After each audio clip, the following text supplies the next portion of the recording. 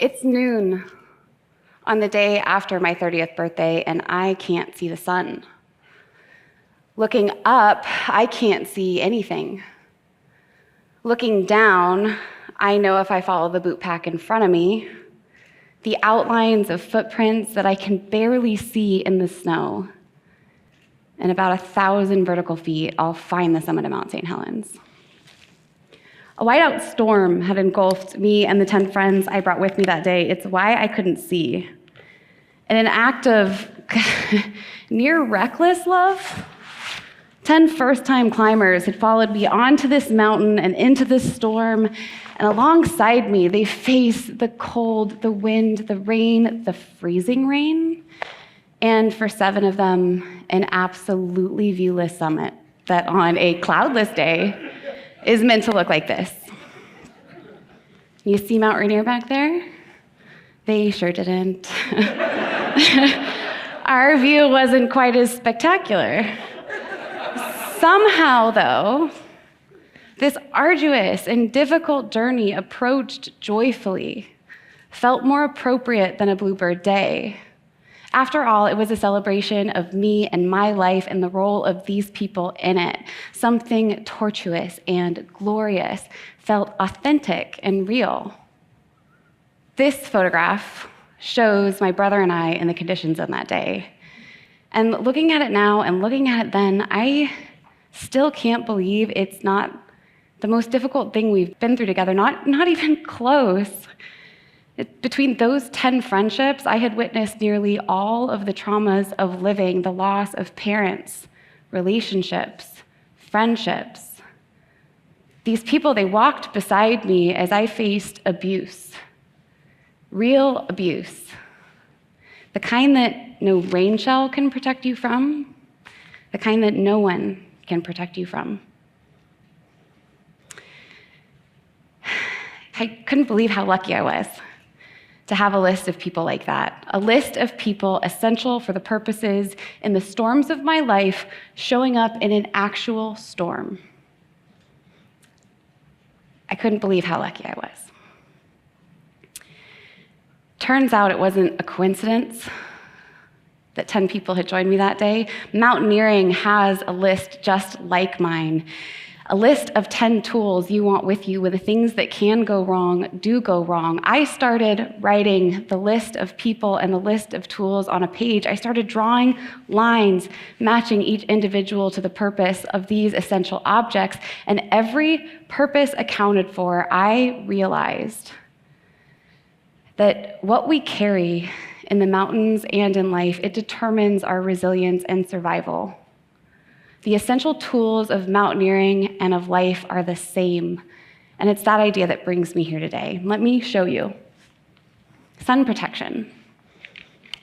There's my brother. Over the course of our lives, he'd shield me from the forces that would drain me, forces like the sun. He'd shield my eyes when he could, cover my back. He'd keep at bay the slowly draining forces, the ones that make you feel warm at first, but burn over time. And I can't imagine the damage I would have sustained without him absorbing so much of what would have hurt me, like an emotional SPF. In Headlamp, I saw my partner. Headlamp is a unique and wonderful form of illumination, because not only does it light your way, it allows for the free use of your hands, and that's important in an emergency. A lantern or a flashlight, they may go with you on your way, but their illumination comes at the cost of your independence. A headlamp is meant to come with you on your way, to guide, not interfere. Except it's absolutely useless without batteries. If I can't give my partner the energy he needs, he will dim. If I can, he'll blaze my path, providing me light, inspiration, comfort, all for the price of batteries. No one or thing is truly an unlimited resource. Knives dull when left unsharpened. Batteries drain, left uncharged. We survive on reciprocity. So think about the person you'd call today if all of a sudden you lost your job. If the direction in your life all of a sudden became unclear, if the ideas you had about yourself were challenged, who do you call to reorient to north? The people and things in our life, the realest and truest friends, serve as our maps and compasses. If you are lost, they can give you direction. And if you know where you're going, these people provide confidence and assurance you're headed the right way. Appropriate routing might cost you a waterproof bag, a charge. In my relationships, it just cost me a phone call. For this and every object on the list, there may be someone that you can rely on for that understanding, but there's also going to be an internal passion that guides you in the same way. The important thing is the thing that drives you is something that you can trust, and every object on this list offers us a lesson in connecting with other people as well as growing in ourselves. Consider knife. The tool most people consider a weapon is most often used as a tool to solve problems on the side of the mountain. The last time I used my knife, actually, on a mountain was not to hunt for my dinner. It was to cut my toenails. My cousin is the person I consider my knife. And is he a weapon? Absolutely. But in him, I find an ability to think dangerously and creatively. After all, it takes a certain kind of ingenuity to keep a cigarette lit in whiteout conditions. And this man chain smoked his way up Mount St. Helens on his way to enjoy a Summit beer.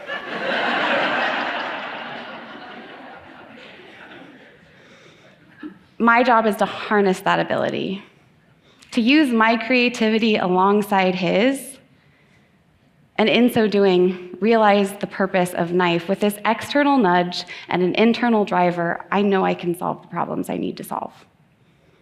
Now, first aid offers us a way through the worst of what we might face in the mountains. That's blistering skin, nausea, headaches.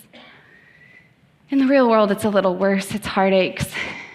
The people in my life who allow for first aid, who allow for healing, are the ones who let me be my most vulnerable. I have to expose my insides, and they can give me the tools I need to heal. The most important internal resource I have in realizing this purpose is my self-compassion, but either way, healing takes a lot of different forms. Sometimes you need a bandage.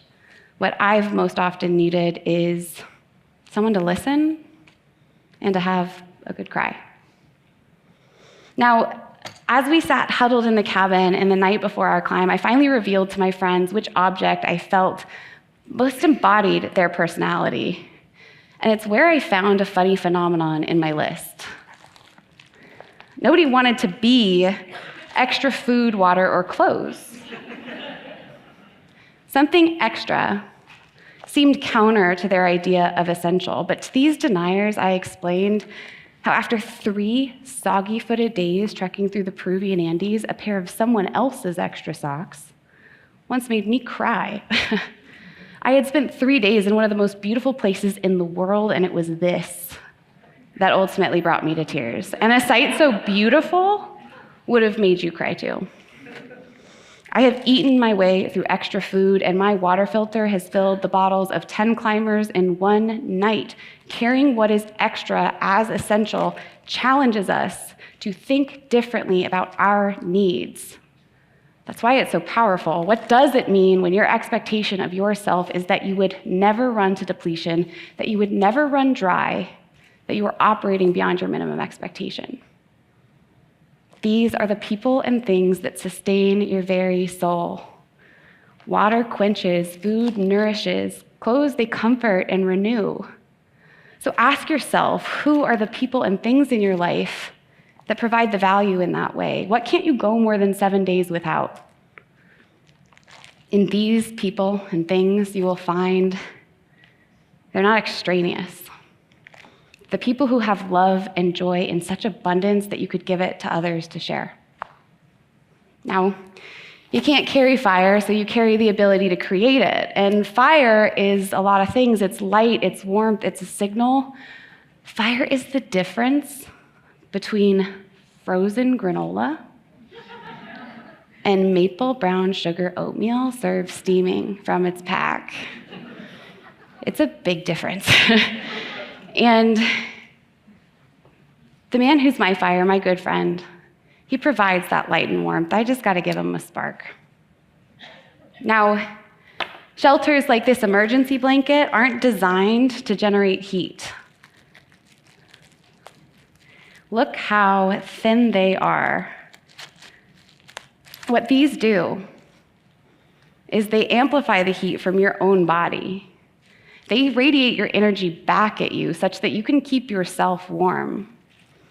These are the people and things that are going to get you through the long nights, that are going to cover you for as long as it takes for the heat of your own person to amplify.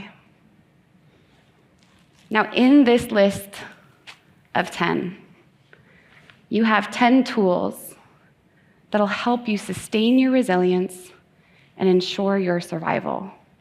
So I want you to think about the people and things in your life that carry the value in the way of these essential things. And I want you desperately to hold on to what matters. Because in that space, you might find relationships you have to let go of. Mountaineering involves a lot of cost-benefit analysis. Is the use of an object worth the physical cost of carrying it? You have to go a long way to the summit and back again. It's worth asking what's worth carrying. Equally, you might find one person who can be a lot of these things in your life at once. You yourself might be these things to multiple people. My shelter has served as first aid and sun protection in the mountain and in life.